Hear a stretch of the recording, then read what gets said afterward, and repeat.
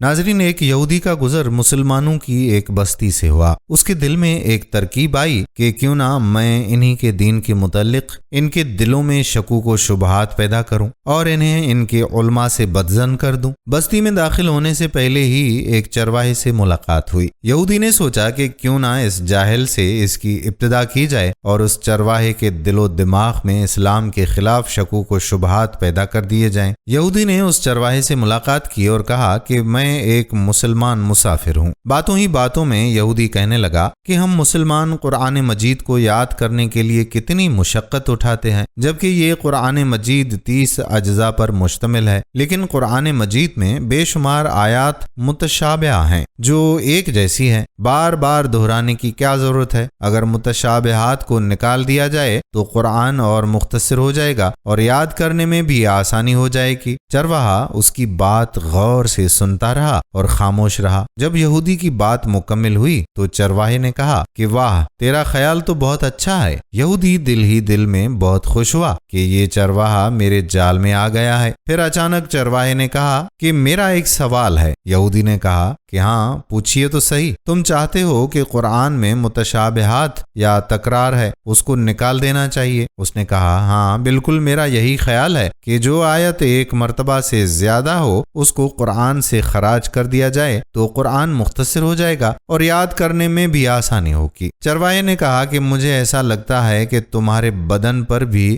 بعض اعضاء ایک سے زیادہ ہیں جو تکرار پیدا کر رہے ہیں، جس کا کوئی فائدہ نہیں ہے۔ کیوں نہ تمہارے 2 ہاتھوں میں سے ایک ہاتھ کاٹ دیا جائے، 2 پیروں میں سے ایک پیر ہی رکھا جائے، اس لیے کہ یہ تکرار ہے۔ 2 آنکھوں میں سے ایک آنکھ بھی نکال دی جائے، 2 کان اور 2 گردوں کی بھلا کیا ضرورت ہے؟ اس میں بھی تکرار ہے۔ اگر ان تمام تکرار والے اعضاء کو نکال دیا جائے تو تمہارا بدن بھی ہلکا ہو جائے گا اور اعضاء کی مقدار بھی کم ہو جائے گی اور تمہیں زیادہ جدوجہد کرنے کی بھی ضرورت نہیں رہے گی۔ کیا خیال ہے؟ یہودی اپنا سیاہ منہ لے کر فوراً اٹھ کھڑا ہوا اور اپنی راہ لی۔ زندگی بھر یہی سوچتا رہا کہ جب مسلمانوں کے چرواہے کی یہ فکر ہے تو علماء کے افکار کیسے ہوں گے؟ دوستو، ہمیں چاہیے کہ ہم اپنے بچوں کو اچھی طرح سے اسلام کی تعلیم دیں۔ اللہ پاک سے دعا ہے کہ اللہ تعالی ہمیں صراط مستقیم پر چلنے کی کامل توفیق عطا فرمائے،